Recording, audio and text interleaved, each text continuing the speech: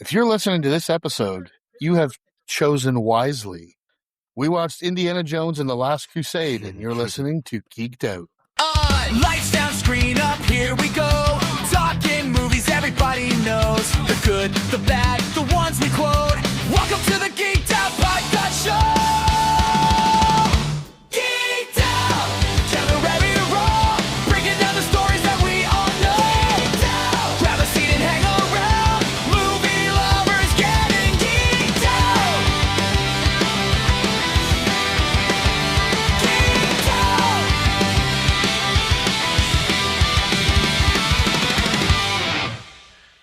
Hey, everybody. Welcome to another episode of Geeked Out. My name is Kyle.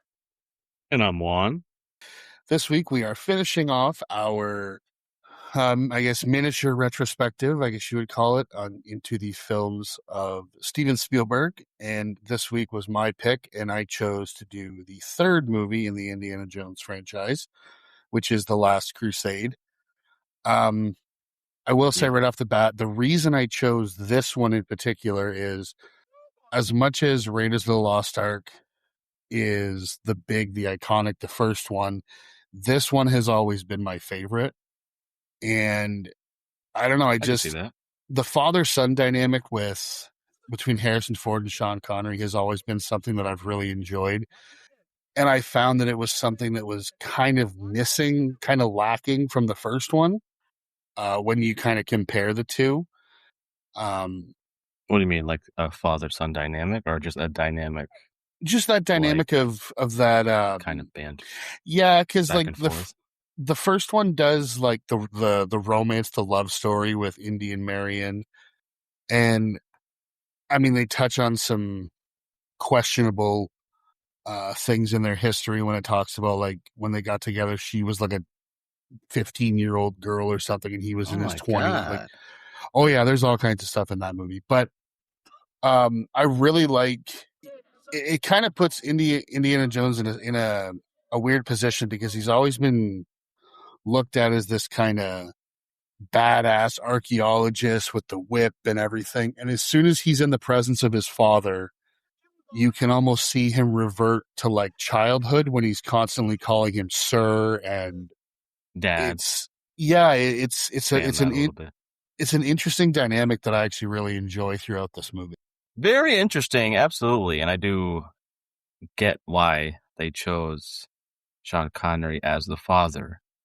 But, and I, like I said, I did enjoy the, when they were on screen together, throughout the whole movie. But I did not believe that they were father and son, only because I know the actors. And I think that's what took it away from me. But I did appreciate the dynamic between the two. It just wasn't believable for me, only because I know the actors so well. I couldn't immerse myself in that. But there were moments where, yeah, you can believe it, but I just, I know their ages, I know the actors' ages. I know it doesn't work. So it just takes me out of it a little bit. Yeah, there's only a 12-year age difference between the two, but I mean, I've seen movies with worse. He was probably getting it in at that age, back then, I don't know. He was a suave dude, but no, that's still kind of gross. And like you say, the ages is hard to make sense of, and also there's no resemblance between the two of them. There's none. And then, and one of them, in one of the scenes, somebody was like, "You have his eyes." I was like, "Bullshit! Where? What are we talking about?" Yeah, so some of that stuff when they try to make force the connection there, it just took me out. But I understand why they grabbed Sean Connery as the dad, just because the chemistry between the two, and you do believe it at some parts, just because they are two incredible actors. Yeah, if you can suspend your disbelief for a minute to forget about the age difference, the way they look, stuff like that, their dynamic does realistically feel, you definitely feel as father and son, or at least a familial relationship of like some kind of a Sean Connery's the patriarch and Indiana Jones is like the young the younger, whether it be son or even they could have made him like his uncle or nephew type thing, and he's always just trying to impress him or at least gain his favor. His favor, his respect. Yeah. You could tell he looks up to him, but he will never say it, but you could tell through his actions how he feels about his father. Yeah. So before we get into the movie as a whole, I'm going to run through the details, as usual. So the movie came out originally on May 24th of 1989 on a budget of $48 million. It returned a worldwide box office of $474.1 million. It currently sits at 8.2 out of 10 on IMDb. The critics on Rotten Tomato have it at an 84%, whereas the fans have it at a 94%. It was obviously directed by Steven Spielberg and written by Jeffrey Boam, George Lucas, Menno Meyjes, and Philip Kaufman. It stars Harrison Ford, Sean Connery, Alison Doody, Denholm Elliott, John Rhys Davies, Julian Glover, and River Phoenix. In 1938, after his father goes missing while pursuing the Holy Grail, Indiana Jones finds himself up against the Nazis once again, this time to stop them from obtaining its powers. Now, I do want to say I love in these movies the way that they do the sets. Like obviously they shoot things on location for the most part with a lot of these. This opening scene where we've got young Indiana Jones, it looks awesome where they're all like in the desert and it looks like a really cool place. What doesn't make sense to me is I don't know if they're in like Boy Scouts or what they are, but they literally all hop off their horses and they're allowed to just kind of go explore in these random caves with only the supervision of like their one troop leader. And I'm like, you can't let 12, 13-year-old kids, which I'm assuming is what they're supposed to be, just randomly go off, even if it is the 30s. Like, no, it's 1912. Oh, that's right. 1912. That's right. Shit. 38 is when the actual movie takes place when he's an adult. They were just figuring out the rules of fucking America during those times. So it would make sense. It was still like very much not as up to code as it would be today with the standards and regulations and stuff like that when it comes to school children or just young children in general. So I can understand it, but yeah, it is kind of strange they were doing that. So just letting them roam like that. I will say something that as much as I love this movie, this opening scene, I know we usually do our categories at the end, but this whole opening scene is my least favorite scene of the whole movie. For the simple reason that if you watch Run Away? Well, the whole thing with River Phoenix as young Indiana Jones. You didn't like it? I'm not saying I didn't like it. The problem is so if you look at the original in Raiders of the Lost Ark, the opening scene with the giant boulder and the golden idol and whatnot, it's used to set up the villain of the movie in Belloc. I felt that all this opening scene did was almost like fan service because the only thing it sets up is his relationship with his dad. But in the scene, you see how he starts using a whip, how he gets the scar on his chin, how he gets his fear of snakes, the hat, like the outfit. The guy had the same outfit. I thought that guy was Indiana Jones. I thought it was him at the start because you don't see his whole face. Yeah. You just see the bottom. I think that guy is like his stunt double because it really did resemble Indiana Jones. He very well could Ford. be. I was like, because I looked down for a second and I'm like, okay, this is the start of the movie. And I look up, it's a different person. I'm like, wait, hold on. So we had to rewind it just to make sure. But he resembled him. But he's had the same outfit as future the leather Indiana jacket, Jones. the fedora, the whole deal. This whole sequence is like almost his origin story. Which is what I like. It's not that I hate to use the word it irritates me or I hate it or anything like that, but it did feel like a lot of fan service and just being like, oh, did you ever It's like, wonder how he learned how to use a whip or how when he got his hat? It reminded me, now this is going to be a bad comparison, but it almost reminded me of the fucking stupid scene in Solo where he gets the name. When they're like, oh, okay, you're yeah. traveling by yourself, huh? So you're Han Solo. Like, Mm. it just, I didn't feel like it needed to be It felt that. forced. Yeah. Yeah, I get that. I get that. And I like, it was the sequence when he's running away. It was, it was exciting, much like most of it. But Yeah, just it's definitely what took me out. entertaining. Oh yeah, what took me out of it was a lot of characters because you had, there were some characters that were good, but you had a couple that were just overacting and over the top. I'm looking at you, guy, that looks like there's a guy that's dressed up like one of the little kids from A Christmas Story. And it's just, he was so over the top with his acting. I couldn't take the scene seriously.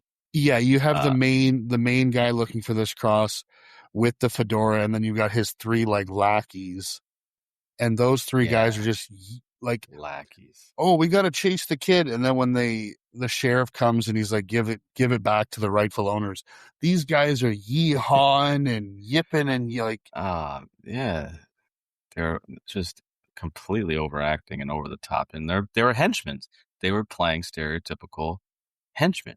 yeah. And Now, that's like one of my issues, I guess, with the movie. I mean, that's my critiques anyways. It's a stereotype all over the place in this movie. But I understand the movie knows what it is, and and it's not afraid to show it. But yeah, man, it's such a common thing with the archetype of the bad guy being the bad guy and the henchman being the henchman like, and it just felt so repetitive.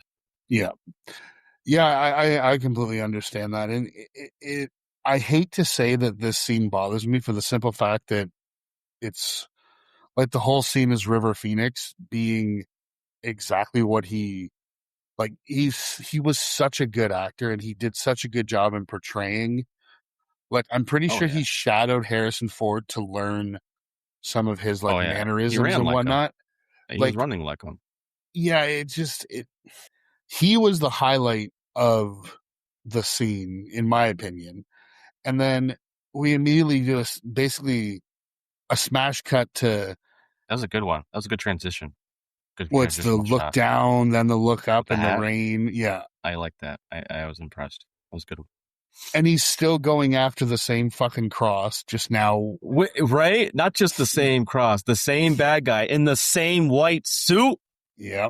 Bruh, you're telling me you got money, but you still 20 plus years later, you're still rocking the same outfit. I get it. You have to convey to the simple audience that that's the same bad guy. It's just one of those things where it's like, man, come on. you didn't, you And didn't there's have to not do much to that. it because basically all it is they're on a boat and he punches like three guys, grabs the cross, jumps overboard, and it's all over, and the whole thing explodes. Right? There's lots of Unrealistic grand explosions. grand explosions based off of just simple accidents. Yeah, yeah, Do yeah. you know how long it took me? My whole childhood, I thought that if you hit a car into a wall, it would just It's gonna explode explode. into flames. I mean, all the media and video games and books, comic books and shit, that we were introduced to, all showed it, so it had to have been true, right? You would think. You would think, absolutely, but no. MythBusters definitely busted all those for sure for me, anyways. Yeah. And I love now, so we transition to, well, not present day for us, but present day in the movie. And I love the difference of his personas where he's like, when he's in the field, he's like Indiana Jones, and then when he's teaching, it's Professor, and he's got the tweed jacket and the glasses, and Yeah, it's but very Clark Kent, Superman. it is. But you can still tell that he still does have that passion for what he does. And I'm gonna say something. As much as I love all like these Indiana Jones movies and the character in general, he's a terrible archaeologist. He's just a grave robber. Like he never goes out. Like archaeologists go on digs where they're months at a time, painstakingly looking for something. Mhm. He goes and basically takes on booby traps to get this prize and just runs away every time. Yeah, he's a glorified It's not treasure hunter for archaeology, sure. it's treasure hunting is what he does. Yeah, absolutely. But we don't want to actually see him do archaeology. No, that'd be boring in a movie. We want to see him do what he's doing, right? Now, when we are eventually introduced to the man who wants to hire him to find the Holy Grail, did you recognize who this is? This actor is Julian Glover. He Who? plays Donovan. Which actor? Sorry, you're talking about? The actor's name is Julian Glover. Sorry. For what scene? What are you talking about? So he plays Donovan, the guy who ends up hiring Okay. Indy and tells him that his dad's missing. Hmm. Did you happen to recognize this actor? Because if That you actor? didn't, I know that you know who it is. I'm sure he's been in something. Well, he certainly has. I just didn't recognize. You watched Game of Thrones, right? Yeah. That's Grand Maester Unfortunately. Pycelle. Oh. He also I didn't recognize him because he's old as hell in those movies in the fucking Game of Thrones. Yeah, it is. I got it on. I'm playing it right now. Just walked in through the door.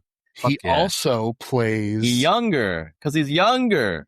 Well, damn, he's old, but still young. Well, hella younger than he was back then. Yeah. Damn. So he also plays a pilot of an ATST on the forest moon of Endor in Return of the Jedi. Oh, that's cool. That makes but sense. Yeah, so Donovan basically wants to hire Indy to go after the Holy Grail and tells him that they've already contracted his father, but he is the man who's gone missing in Venice. Why didn't he lead with that though? He told him his father was missing like 5 minutes into the conversation. Yeah, he waited. He's like, our main man. It makes sense. Well, like it makes sense towards the end, or at least the first half of the movie, second half of the movie. You understand why, but it makes sense because it's a movie. Fucking lead with that next time. That's what I mean. It makes sense because it's a movie, because it holds that drama. Whereas in reality, he'd be like, so your father's missing. He's looking for the Holy Grail. We want you to follow in his footsteps and go find him and the prize. Yeah, they had to build it up, and I get it. They had to build it up. I understand. But practically, he would just say it. You know what I'm saying? Like, look. Yeah, absolutely. Your daddy is gone. And he decides that obviously, he's going to go. And it's because they're friends, but for some reason, Marcus Brody decides to go with him. Marcus, someone who was introduced in the first movie. He's like he's been in things too. I just can't recognize. Denholm Elliott. Yeah, I don't really know him from much other than these movies. Oh, maybe it was these.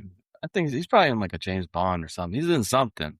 I recognize him, but not from these movies, from something else. Mm-hmm. Because prior to this movie, I've only seen the first Indiana. I haven't seen the second one. I've seen parts of the second one, parts of Crystal Skull. I have not seen the Dial of Destiny at all. Okay. So I've seen all of them. I love Raiders. I saw Temple of Doom when I was a kid. Wasn't the biggest fan and really haven't gone back to it since. Not a huge fan of Crystal Skull. It's not because of the aliens. It's because of other things that happen to go on with the movie. And Dial of Destiny was, again, another very unrealistic. So here, I'll give you a little spoiler alert. It involves time travel. Okay, I thought so. It's not. Yeah. But again, these movies are fantastical from the get-go. I mean, you're looking for religious artifacts that who knows whether, for a lot of people, yes, those things are true. A lot of other people, they're just stories that are just, for lack of a better term, nonsensical. But in all of these movies, they're real and they have actual power and so on and so forth. Uh-huh. So I've never understood why Marcus decides to go with him, aside from the fact that he's friends with his dad. Because Marcus is a guy who he's like the dean of the college, I think, or something like that. When all of a sudden he's like, "Oh, your father's missing. I'm coming with you. Like, we're gonna go to Venice. We're gonna find him." Where Yeah, there should have been some type of explanation or like exposition from him that explains why he's so ride or die for his friend. yeah, it's an interesting way. And so when we get to Venice, they meet Dr. Schneider, who they have assumed is a man. Clearly, it's not. This is Allison Doody, who plays Dr. Elsa Schneider. Yes, Doody. I know. We're giant children. And yeah, can be her friend. from the moment that Indiana Jones sees her, instant flirting. Like, shamelessly. Oh, and he like It's almost like he forgot that he's there to look for his dad, and he's like, "Oh, there's a pretty lady? Well, that's my new priority." And he like low key like kind of assaults her a little bit, putting the flower on her and shit. She didn't ask for that shit. He just put it's that a little shit right much, out near her boob. I'm like, wait, hold on, Indy. But I get it. This is 1930s, 1940s. different men time. were very openly aggressive, and it was just okay. It was just those were the times, right? And he was considered a suave, confident, arrogant man. So that's the playbook. You do things like that. Yeah. Now, when they finally start to do this search, one of the funniest scenes, because a lot of people who haven't seen these movies realize how much comedy there really is written into these movies, and sometimes it's kind of dumb. It's comedy. Weaved in. It's weaved in pretty good. It's not like, I like it. It's weaved in pretty good. It's not like a Marvel movie or the ones that are just hitting you with fucking comedy after comedy after comedy. It's I like how it's blended in well in here. Yeah. And what I'm talking about is when they find the X on the floor and they do the guy stamping the books combined with the banging against the floor. I'm not gonna lie. I can understand why a lot of future franchises they bit a little bit from Indiana Jones, because when I watched the scene, it reminded me a lot of Uncharted, the video game series from PlayStation. Well, yeah, I think those games have gained incredible inspiration from these movies. Absolutely, yeah. It could be a reason why it's probably my favorite game series. Yeah, and that scene in particular, because in the games you have to rely on a book, like a notebook that you have to inside of it has information on puzzles that you'll have to eventually solve, right? So it reminded me so much of that game. I was like, oh, okay, yeah, I like that. But yeah, he's definitely the blueprint for, because it does reminds me of another movie later on we'll discuss, which is an obvious inspirational. Does it have to do with tombs? And mummies, perhaps? Yeah. But yeah, the whole thing where the guy's banging the stamp on the books and he's hitting the floor, it has cracked me up every time I've watched this movie. And it's the way the old man reacts, and then he finally just puts the stamp down like, I'm done with that. I'm no longer going near that thing. Right? It's the I gotta stop drinking drunk guy who notices or hears stuff, or it's like that same vibe. Yeah, but it was funny because it's the person's reaction to it that makes it. Yeah, just the sheer timing gag doesn't really work without the way the guy reacts to it. And even when Indy hits the ground and they cut the camera back to him and he's kind of looking around sheepishly like, well, that was a lot louder than I expected it to be. Like, oh, really? You didn't realize a fucking hitting the floor? Hitting a tiled floor with a metal. It's not going to cross fucking noise. And you're like, almost in the room is empty now besides you guys. So you get nothing but echoes. It's like, come on, of course. I thought security or somebody was going to stop him. You would think, especially because they're like, oh, it's a converted church that's now a library. Like, But yeah, but when no, they we so don't. Yeah, those like it's like don't worry about that. Don't worry about security or anything like that. Because it's a movie. It's an Indiana yeah. Jones movie. Now when they get under, this is really when we get into the actual. I'm not calling it archaeology, but like again, grave robbing. Okay, when they went into the tomb, Yep. when she fell into that tomb, okay, I instantly knew something about her because in movies, when the pretty actress usually steps into a room like that, their reaction is much different. What So do the you mean? fact that okay, Different, like when different how? they're usually panicking, they're screaming, they have a reaction where they're scared because there's fucking The rats. dead bodies, right? Mm-hmm. She was smiling, which gave me a huge red flag. I was like, there's something up with her because that's not a normal like lead actress love interest reaction.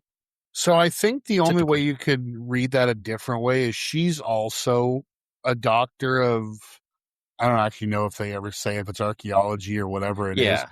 but Mhm. she's just as consumed with this search for the Grail as Donovan or as Indy's father was. So True, but it's just her reaction of like the seeing the dead like bodies she's and done it smiling. before. It just seemed something a little sinister or something. Something the hero wouldn't do. You know what I'm saying? I get what you're saying. So I just had a red flag immediately, and it when when something happens later on in the movie, I was screaming. I was like, I know it. I was like yelling at the TV. This is my first time watching it, so I had a real reaction. Well, another thing. So another thing about this movie is there. So this obviously again, it's a Spielberg movie. We get another iconic John Williams score.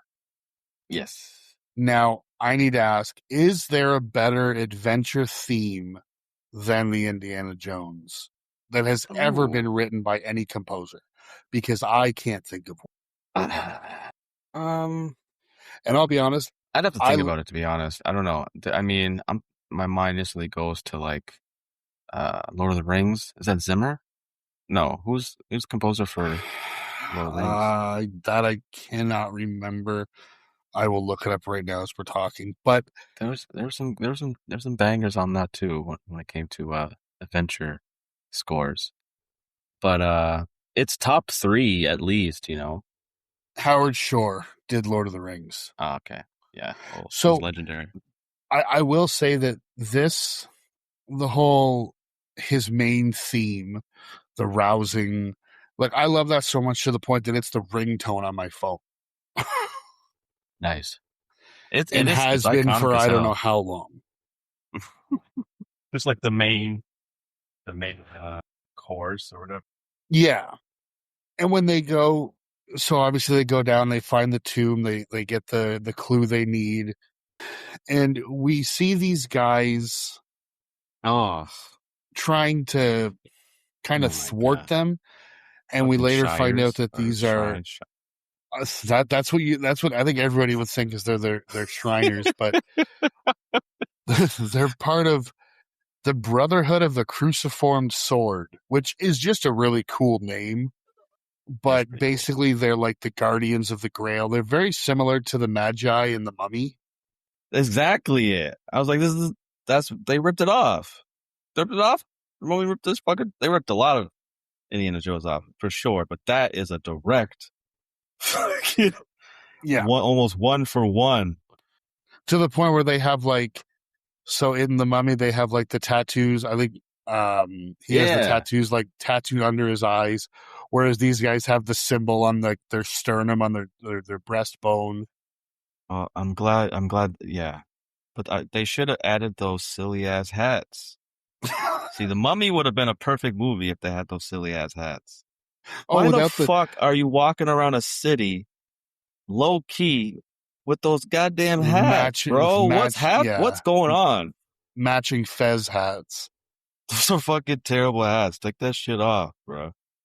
I couldn't take any of those guys seriously. Well, luckily none of them matter because No, they're they don't. all just extras except for the main guy whose One name guy. is Kazim, and he literally Yeah. gets, I think, 2 lines or a handful of lines in the movie, and you don't see him until later when he dies. Spoiler alert. Yep. Pretty much. But they, A lot of respect, but he served his purpose. Not a lot of good if you're that's my gripe with this movie. If you're like a brown guy, you're not really you don't get a whole lot of lines or a whole lot of screen time and whatnot. You kind of just you serve your purpose and you're gone, which is okay, which is fine. it's also the 30s, and they're dealing with it. Nazis. Exactly. And I understand it's definitely a homage to those type of serials, adventure movies, and all that. Yeah. I get it. But I still have to point it out. I can't. I cannot not point it out. No, I know what you mean. And so they find, like I said, they find what they need. They discover that Indy's dad is being held at a castle in Scotland, I believe. No. Yeah. Is it Scotland? No. He's being held somewhere. He impersonates a Scottish lord. Impersonates. Yeah. Which, again, another part that I've laughed at so many times. Harrison Ford doing the Scottish impression. I was like, oh my God, isn't your fucking dad Scottish? Well, I think that's part of why they did it, because he does the impression, and lo and behold, Sean Connery is Scottish. Yeah, so you think he nailed his dad's accent? Oh, he does nail it. It's perfect. Yeah, sure. Yeah. You definitely fooled the guy that he was talking to. That's what he said. Mickey Mouse? It was Mickey Mouse he was talking to, right? If you're a Scottish lord, then I am Mickey Mouse. Yeah, because ain't nobody gonna believe that shit. He was going in and out of that accent like a fucking motherfucker who doesn't talk like that. I love when he first comes in and the guy opens the door and he's like, you gotta stand it out there. And he goes, I've gone and caught a sniffle. I was like, oh, what are you doing, bro? If the movie would have carried on, that kind of humor, I'd been like, all right, bro, what is this? But to hear a grown man say the word sniffle, I don't know why, it just always makes me laugh. Mm. And yeah, it was, it was what it was. Yeah, so we go on and we get the rescue of his father, and of course that lasts for about a minute before the Nazis break in and capture the two of them again. And here's where you get your little turn, because we find out that Elsa is not who she says she is, I knew it. She is being pretending to be. I knew it. I was like, her reaction was too villainy when she landed in those skulls, bruh. I knew it. Okay, but see, this was your first time watching. What did you think of how they did the reveal of how they discover she's working with the Nazis? Oh, like how holding her up by gunpoint and stuff? No, when they basically, Indy basically finds out that him and his dad are Eskimo brothers. Oh, I thought so. He said something. I was writing my notes. He said, yeah, because okay, yeah, because he was like, because she said something and he was like, oh, okay, as if he was like, God, I was like, what the? I was confused. Okay, that makes. Oh, damn. So that's Indy's crazy. Like, no, she. The guy's got a gun on her, and Sean Connery's going, let him kill her. Like, I don't care. Like, and Indy's like, no, here's the Grail diary and whatever. And then she turns and basically says, like, oh, you should have listened to your father. And he's like, how did you know? And his dad just goes, she talks in her sleep. And he has the realization, like, what the fuck? He said that when he said that, I didn't know what he said. I'm like, what did he say? Oh, yeah. And I didn't pay attention. Okay. God damn. All right. I mean, hey, they're both very handsome men. I get it. and a beautiful Nazi woman would do some crazy shit like that. So, Well, but she's not the only one who's been lying, because then we find out that Donovan himself is working with the Nazis. I was like, oh, it's the guy. I was like, okay, And he even okay. I've says seen this before, though. I've seen this in he other even says movies, to but Indy, I like, like he's like, I told you, don't trust anybody. that shit was crazy. I was like, oh, that was cool. Oh, okay. That's the point. I was like, okay, I'm having fun with this. I'm having real fun with this movie. That's cool. I mean, I just always look at these movies as just more or less pure fun, because even when Oh you yeah, get absolutely. Brody just wandering through the streets and he meets up with Sala, who is a character from the first movie, played by John Rhys Davies, and they get approached by these guys saying like, "Oh, we're here to take you to the Museum of Antiquities," and Sala's like, "There is no Museum of Antiquities," and he keeps doing like trying to talk to these guys, and he's going, "Run, run, run," and Brody's not listening to him, as if he thinks he's just talking to like some tourist or whatever it is, and until it's too late and they finally end up, capturing him. I like how Indiana Jones was lying to the guy. He was like, "Oh, Brody, oh, he's 2 days ahead of you. This motherfucker is the ultimate fucking super spy. He knows all the languages. Gonna blend right in. Cut to this motherfucker." Does anyone know English? I was like, "Oh man, he was lying." I was like, "Wait, is he telling the truth?" I just thought he was telling the truth But then when they go for a back second. to him and his dad's like, "Oh, it was a good thing telling him about Marcus," and he goes, "I made that up. You know Marcus, he once got lost in his own museum." I was like, yeah, that's pretty funny. So we get the escape, the big motorcycle chase, which is a lot of fun. And they get to these crossroads, which is a really cool looking thing that they used to have. I think they still have in Italy, where you can literally get to a point where what we would see as like street signs, they literally have directional signs to say, if you take this road, you'll end up in this country. If you take this road, you'll end up in this country. It's kind of a cool thing. And his dad tells him, we have to go to Berlin to get the diary back, because there are things in it that we are going to need when we finally get to the actual Grail. And I loved like just the chase scene itself. It definitely had that Return of the Jedi, Captain America Spielberg can shoot feel. these chase scenes very well. Mm-hmm. And it definitely, it had a. I'm pretty sure they definitely paid homage to Jedi with that scene there, with the motorcycles chasing them. I don't know. Yeah. It just had that feel. Oh, yeah, for sure. Going through on the speeder bikes. Mm-hmm. Now, so we said they have to go to Berlin. This is a very interesting scene, and yet the way it has the way it concludes, again, it's another one that I can never stop laughing at. Because why? Because there's fucking Hitler in it. No, because he signs his autograph in the Grail diary. I'm not gonna lie. Seeing like them burn the books and the Nazis. That's a hard scene, yeah. That's so fucking hard to watch, bruh. That is so hard to see. Like I would have no problem. It's uncomfortable. I would have no problem if I was watching a movie and it was like a fictional organization or a fictional leader doing something like that. But to know that stuff like that really happened, and like, it's just so upsetting and infuriating at the same time. Mm-hmm. It's just it instantly gives you just like such an uncomfortable feeling, and you just you just kind of wanna not be there. So in those moments, it was a little uncomfortable seeing, but that when he bumps into the Fuhrer and he's got a look of just terror on his face, and he just like goes to hand him the book and he just signs his autograph and just kind of walks away, and Harrison Ford's got a look on his face like, holy shit, did that really happen? He kind of smiled like, yeah, I got Heather's autograph. I'm gonna sell this. This belongs in the museum. You know what? It really would. Yeah.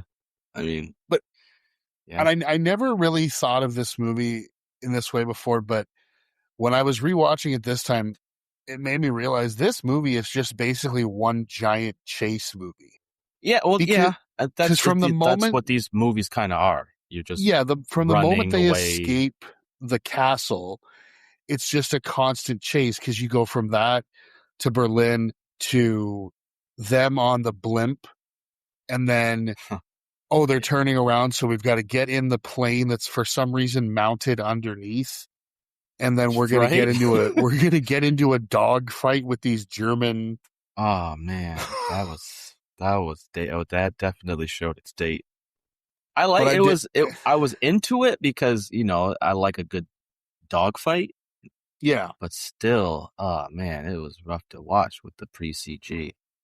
It was. I do like when they do get in the plane and his dad says to him like, "Oh, Ah, his you can dad. fly a Oh. plane," and he goes, "Fly, yes. Land, no." I'm kind of glad that they didn't make his father like James Bond smooth. I Not don't know even if, close. He's but so awkward.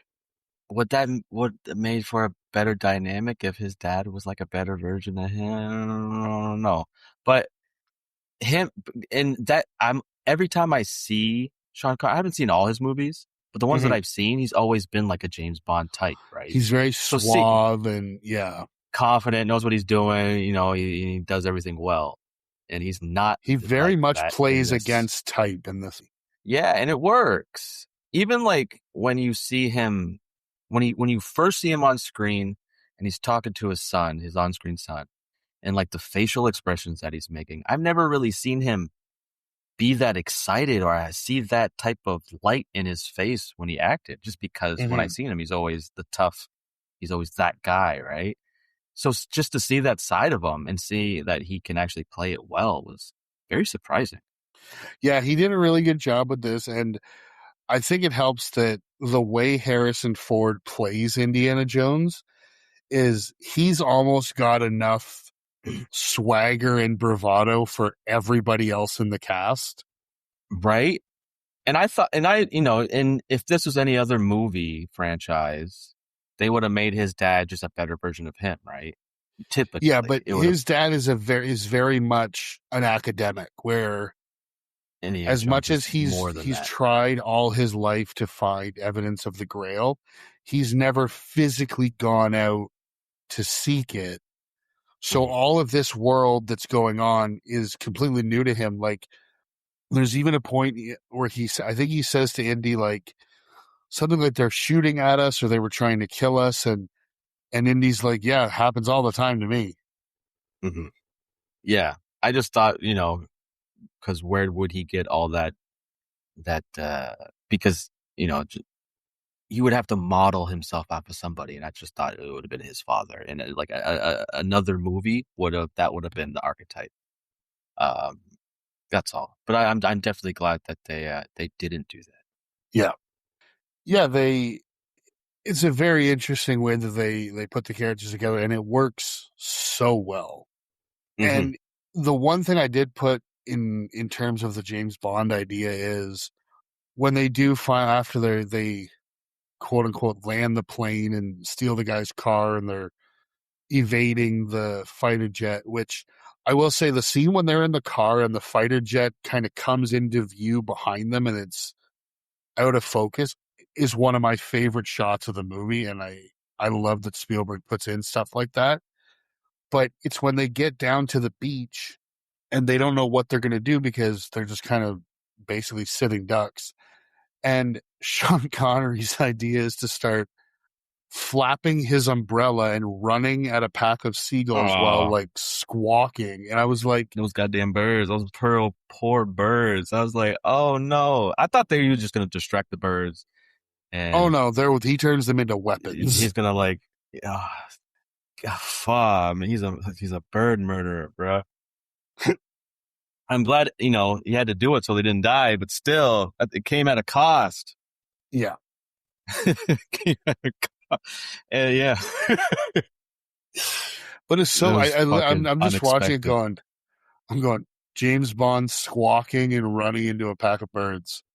Interesting. It worked. Absolutely, it worked. It worked too well.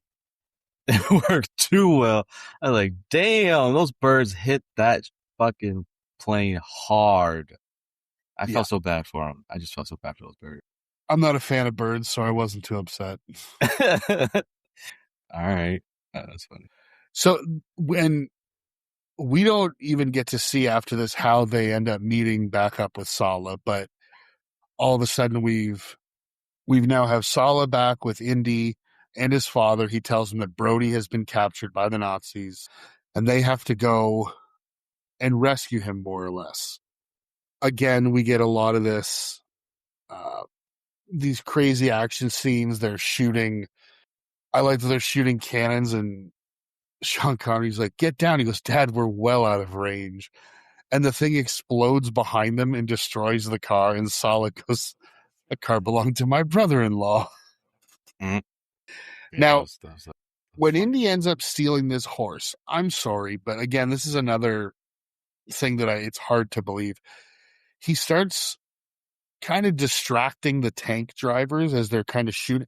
If you had an actual horse standing next to a tank that fired a cannon, that horse would be spooked and throw you off instantly. Probably. And what? All he did was put a rock. He just put a rock in it, right? It's the cartoon gag of like the Bugs Bunny sticking a rock in the barrel. It's like, that doesn't make any sense. And it looked like it was going to fall backfiring.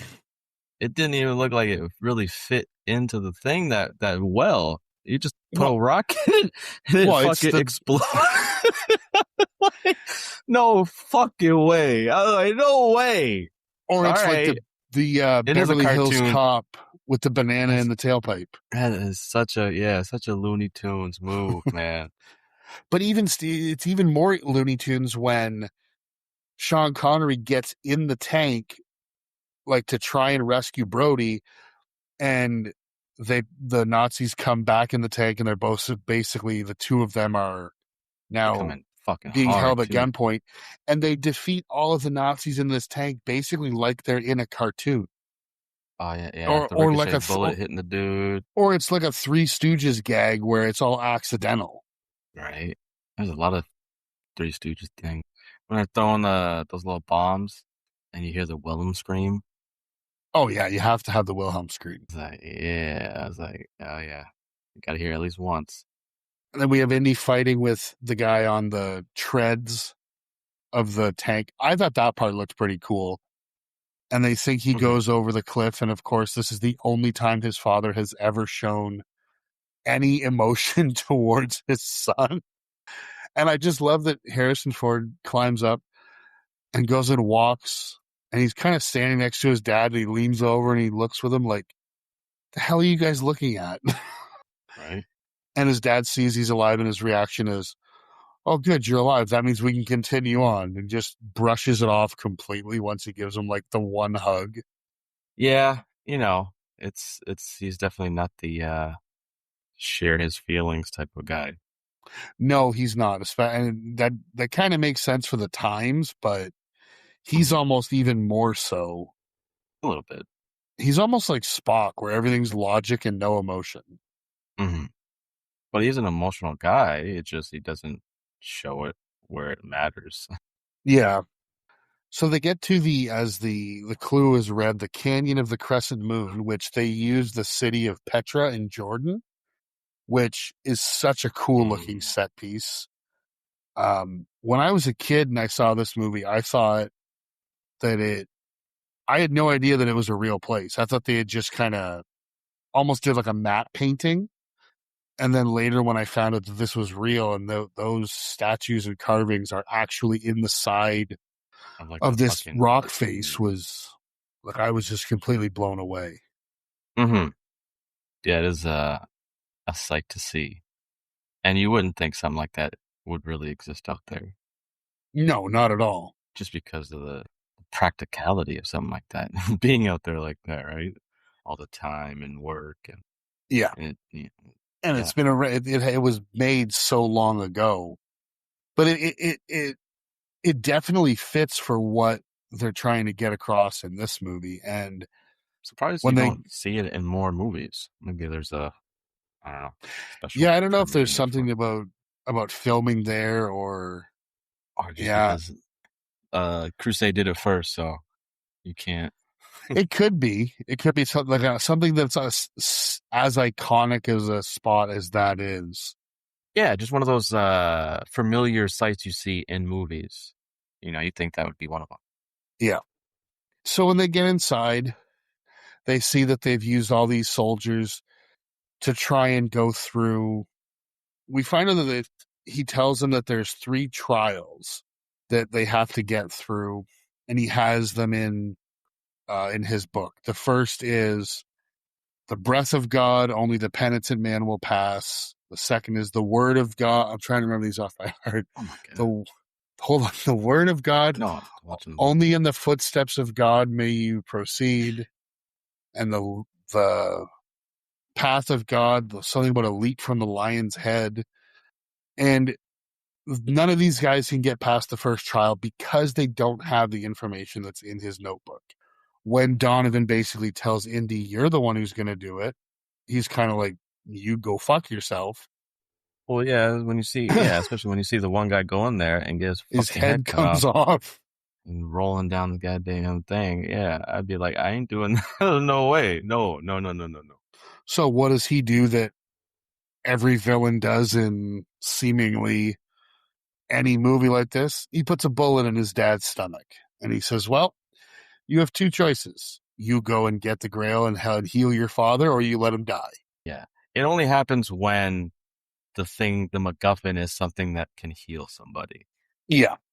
Is when you get the person that close to the hero getting injured gravely. Now, so I love when he goes through these different trials. The one thing that I've always questioned is when he does the first one, he says the penitent man will pass, and he realizes that a penitent man would be humble and would kneel. Nowhere in that in those instructions does it say kneel and then roll. No? So no, it just says kneel. So why what would humble people do when they're also kneeling? Did he be rolling?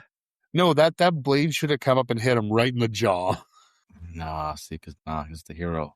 The hero has what we call plot armor. Oh, I've got more questions about these trials, because then he does the word of God, where he has to spell out Jehovah. Oh, and it's by stepping on an I in Latin, I think he says. But the question is, we later see that Donovan and Elsa are following behind him, but they're far enough that they can't see him. How did they get past that Jehovah That's what I'm part saying. without knowing where he stepped?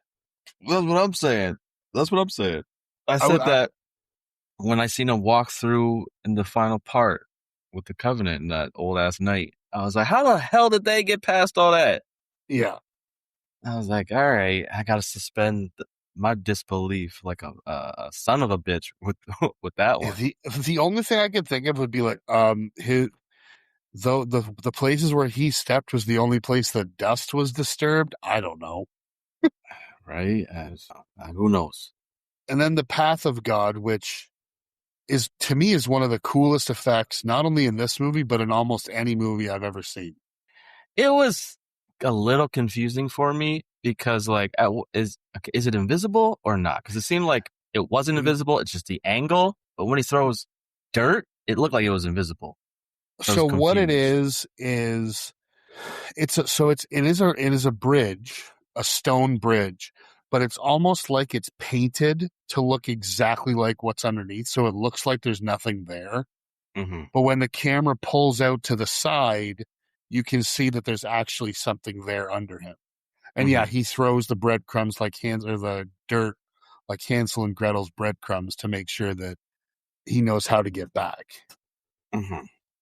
And yeah, he comes in, sees this 700-year-old knight who tries to attack him. That fucking part is crazy. No one talks about that part, that guy, in when it comes to pointing out things in Indiana Jones movies, because I ain't never heard of it. Well, they Because talk I about feel like it should be mentioned a little bit more. He's they 700 years old. He's been chilling.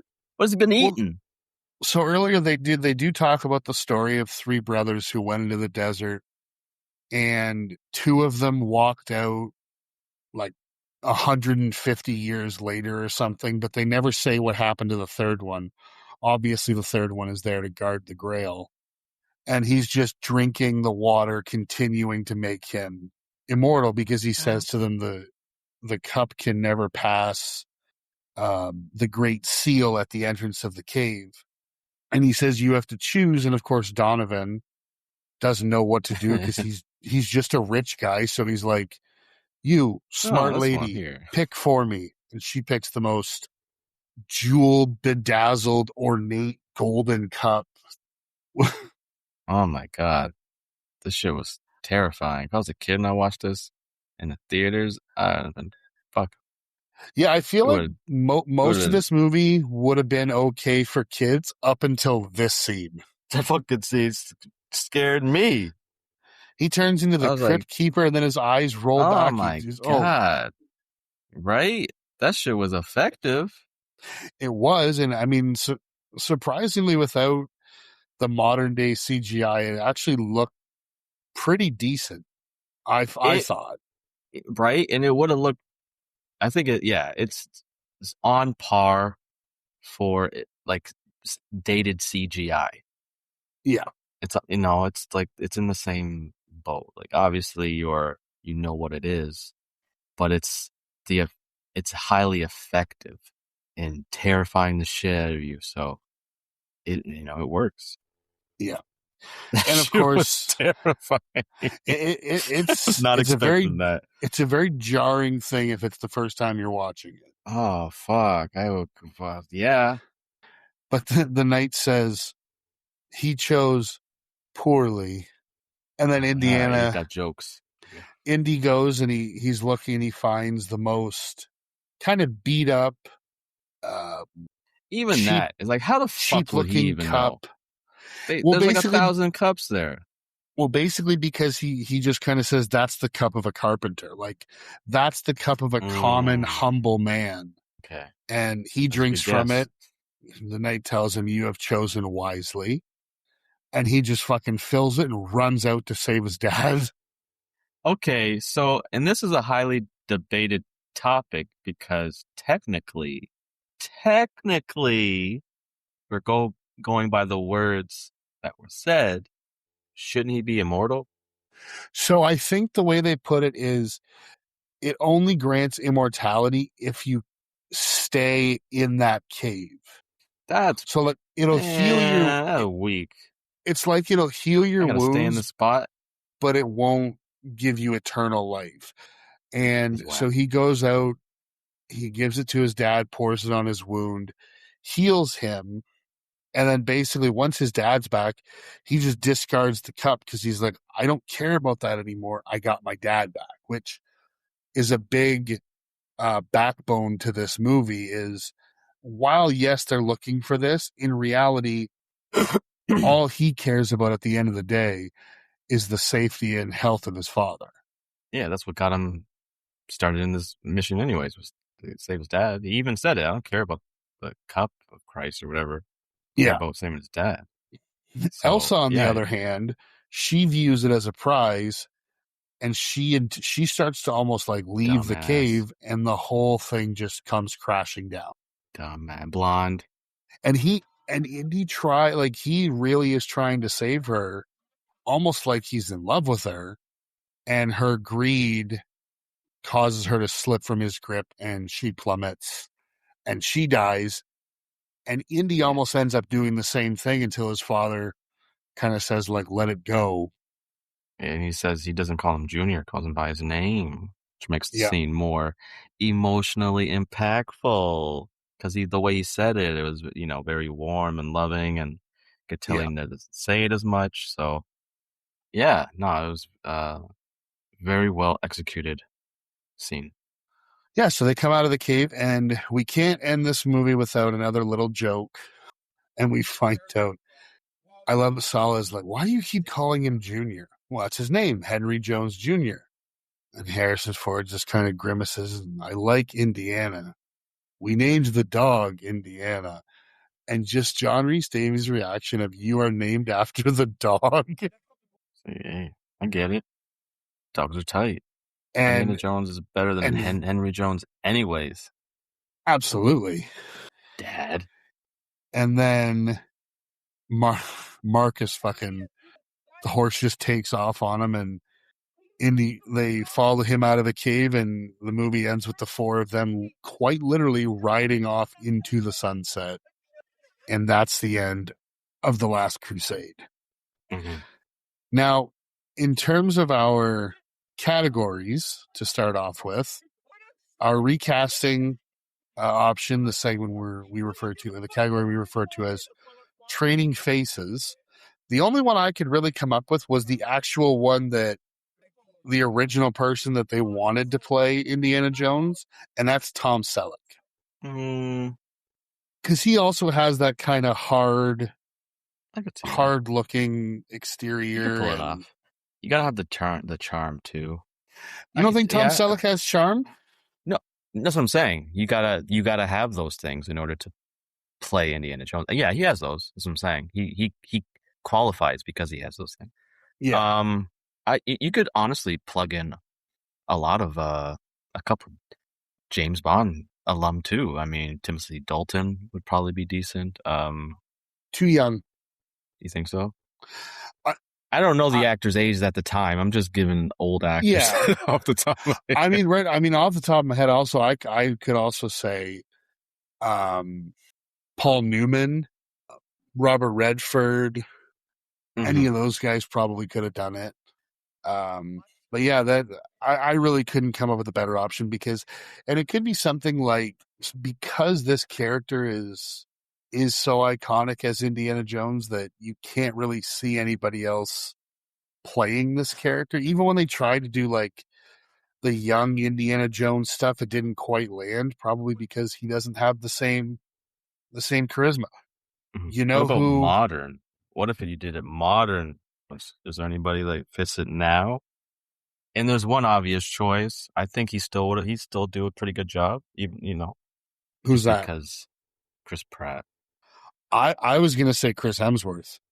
Yeah, he could have also done it too, but he's too damn good looking. He is too pretty. I don't know if he'd be able to pull off the archaeological teacher professor part of it. It would have been believable just because he's too pretty. Yeah, but you put him in a tweed suit with glasses and kind of the same way they did with Harrison Ford. He'd have to prove that he can be a believable professor. Because you got to remember, this is also Han Solo, the stud of the entire galaxy. True. But he was more of a rugged, not pretty boy. You know who could do it is Nolan North. And if you know who I'm talking about. Oh, the voice actor? The voice of Nathan Drake. Right. Or you could even do Nathan Fillion. Oh, that's exactly what I was just going to say, because that's the fan casting for Nathan Drake that would be spot on as Nathan Fillion. Too. I think he would have probably done the best. Even though he's not as handsome, he doesn't have like the looks as much as a Harrison Ford. He definitely has the personality. He has the charisma. So if you are a fan of Uncharted, if you've never seen this, and if you haven't, I'll see if I can find it and send it to you. There is a fan-made kind of short film. I think it's like 18 minutes long. And it was probably right around when Uncharted 3 came out. And these people made a fan film with Nathan Fillion as Nathan Drake. And it puts the Uncharted Tom Holland film to absolute shame. Like it's so good. If you're a fan of the video game, you will instantly be like, this is exactly what we needed on screen. Like, why didn't you just do that? Like, why didn't you just make that movie? They should have, because that Uncharted movie missed the mark. It was a fun adventure movie, but it missed the mark big time for Uncharted. It's stupid, because you have the blueprint right there. All you had to do was cast correctly. All you had to do was cast correctly. I think That's the problem with what- a lot of movies sometimes. for what I heard, the movie's not bad. It's just they casted incorrectly. Yeah, Tom Holland is wrong. Mark Wahlberg is wrong for Sully, even a young Which Sully. was crazy because that movie was in such a development hell that Mark Wahlberg was supposed to be Nathan Drake. And he aged out of it. Yeah, because they've been talking about making this movie for fucking 10 years. Yeah. Before it actually got made. Okay, so let's move on to our scene obsession. What is your favorite scene of the movie? Probably, I like the dogfight scene, to be honest. I just like a good dogfight. Okay. I mean, you know what? It worked really well. It did. Obviously you could tell the planes weren't, whatever. And they didn't stand a chance because they were in a two-seater biplane. I like the action. The score was great. The banter between him and Sean Connery was good. Yeah. And yeah, it was just, I really enjoyed that scene. Now I have, for mine, I put the 3 trials when he's going through. I like the tension of it because his dad is laying there dying, and they're constantly flipping back and forth between Indy reading the clue and his dad just like repeating things almost like they're somehow connected in that moment. Yeah, like he's like right next to him, but he's not. Yeah. I've always been a really big fan of that. Now, scene regression, I already told you the scene that I like the least, and it's the whole opening. And it's not because it's not fun. It's not because I dislike River Phoenix. It's just because I didn't like the fact that it was like 10 minutes of just pure fan service. Yeah, but we wouldn't get Young Indiana Jones TV show. Was it a TV show? Was it But it wasn't River Phoenix. Was it? Who was it? Was it Ryan Gosling? Am I going crazy? No, I can't remember. Hang on. It was one of them guys. No, I think Ryan Gosling was like young Tarzan. He was something. Oh, God, I didn't even realize this is who it was. It was Sean Patrick Flannery. Yes, one of the Boondock Saints. Okay. I don't think I might have seen an episode. I'm not too sure. I didn't, but yeah, I just like I said, I love River Phoenix. I wish he was still with us and still gracing us with his talent, but unfortunately he's not. And I love him in the opening scene.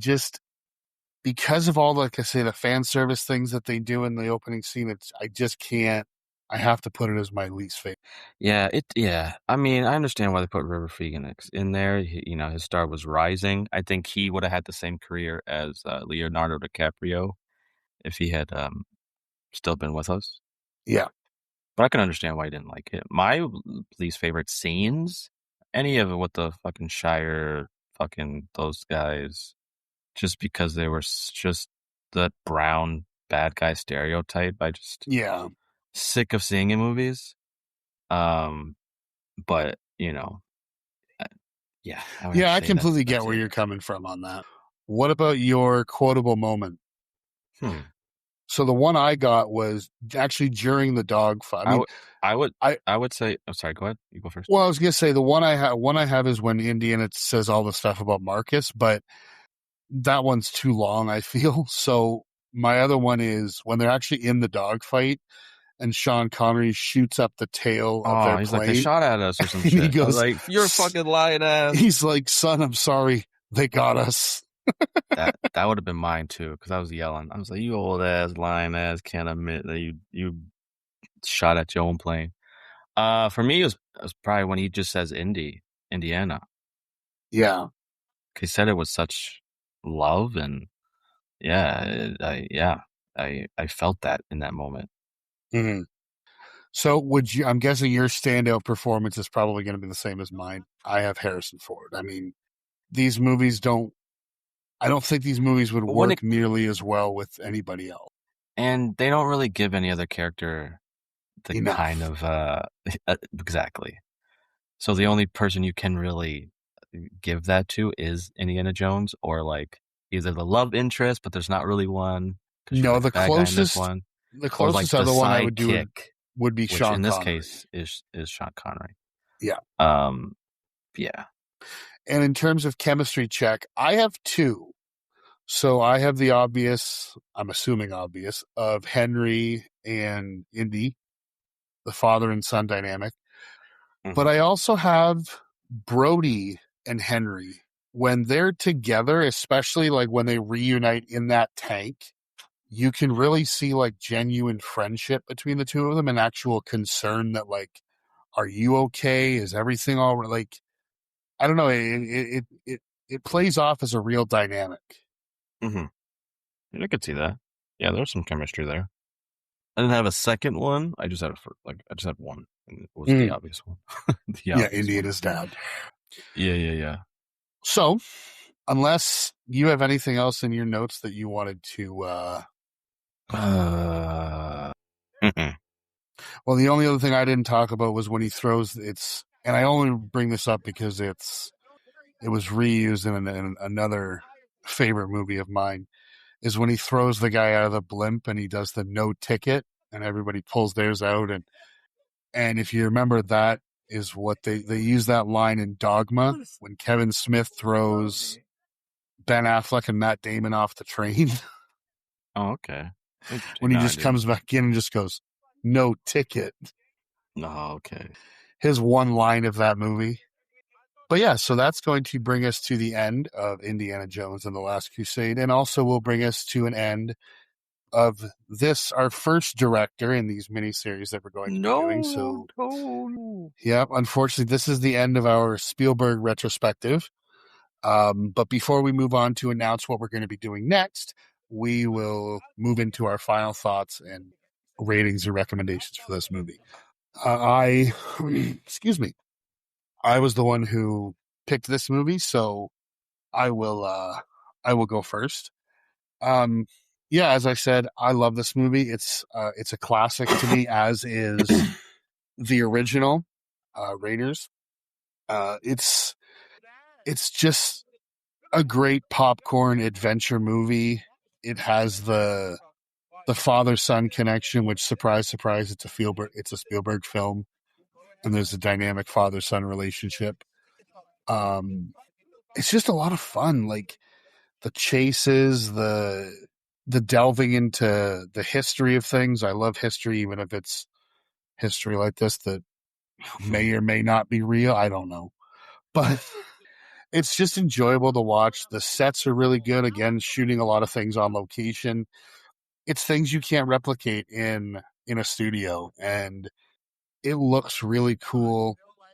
The stunts are done really well. They're a lot of fun to watch. There's tension, there's comedy, there's weird sexual things with father and son and a love triangle. It's weird. But I mean, overall, this is a super enjoyable movie. And if this is on TV, almost anything I'm doing, I'm going to stop and watch to the end of the movie if I see this on. I would highly recommend this to anybody and everybody, whether you've seen it or not. If you haven't seen it, you're in for a treat. And if you have seen it, you're still going to enjoy it as much as you did the first time, if not maybe even more. Yeah, this is such a great movie, and I'm going to give this a solid 9 out of 10. Nice. Yeah. Even though this is the second Indiana Jones movie I've Third? seen, Oh, okay. For me, the second one that I've seen. I just assumed. I feel like this is everything an Indiana Jones adventure should be. It's funny, exciting, suspenseful. It's got some scary moments. And yeah, just I think in this movie, it's a little bit. He's given a little bit more importance to find the Holy Grail than his relationship. Yeah, I just definitely just a fun adventure. I mean, it definitely knows what it is, and it's great at it. The comedy is well balanced. Great directing, great score. Actors are great. They understood the assignment. Unfortunately, because of the movie type, it has the the tropes and stereotypes that you would see in other movies. And that would, if you haven't seen this movie, it might be a little old, but it still doesn't take away from how fun this movie is overall. I totally would recommend this just based off of just the action and the chemistry between Harrison Ford and Sean Connery. It's definitely, that alone is worth watching the movie. Totally would recommend this if you have not seen this movie and you are a fan of adventure movies, action, just something that's very entertaining and rewatchable. I would totally recommend. I would give this movie 8.5 out of 10. Awesome. Well, I hadn't realized that you had never seen this before I suggested it, so I'm actually really glad that you enjoyed it. Yeah, no, I've heard that the first one's good. Second one people aren't really a fan of, but the third one people really enjoyed. Yeah. So yeah, this has always been my I favorite. kind of expected it to be not bad, at least better than just what I expected. Mhm. Just because people did really praise this movie, and yeah, I came in with some pretty high expectations, and I'd say they were met. Okay. So as we move forward with our next director, I get to choose this one as well as the first movie we do. And I've been kind of flip-flopping in my head of who I should choose. I've had a few names kind of tumbling around up in my brain there.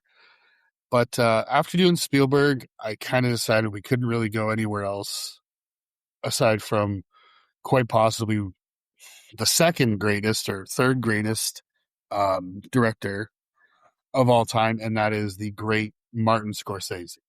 Oh. Now, there's one movie you better not pick, because I ain't watching no 5-hour movie, bruh. 5-hour movie? What, The Irishman?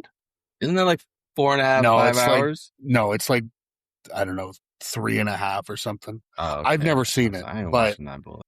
no, I watch it obviously. But the Scorsese, movie, huh? Oh man, that is crazy. There's a lot of movies, gangster ass Italian movies. Actually, you know what? This one's not Italian. Wait a minute. This one's Irish. We're going to Boston for The Departed. Okay.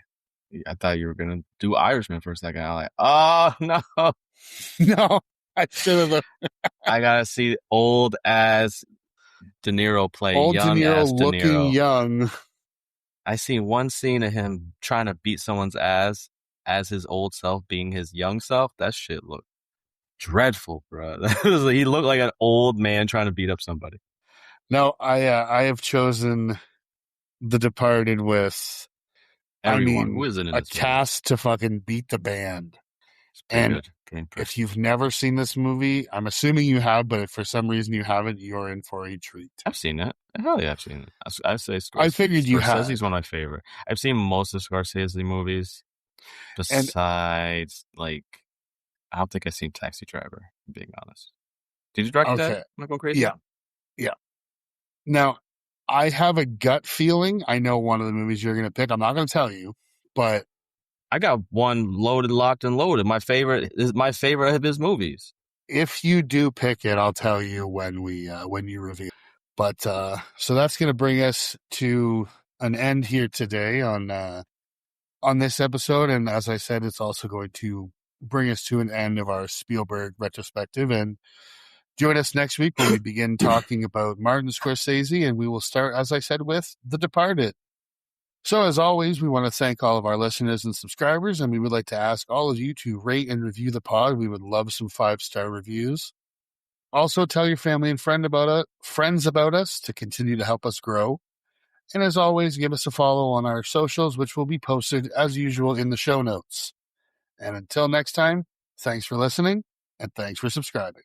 Take it easy, everybody. Peace.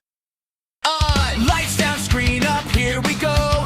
Talking movies every everybody knows the good, the bad, the ones we quote. Welcome to the Geeked Out Podcast.